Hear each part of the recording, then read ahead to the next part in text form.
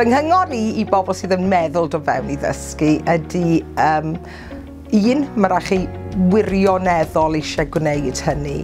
Fel rhywun oedd â gyrfa gwahanol cyn do fewn I ddysgu, dwi yn cael modd I fyw o fod gyda'r plant a'r disgyblion bob dydd.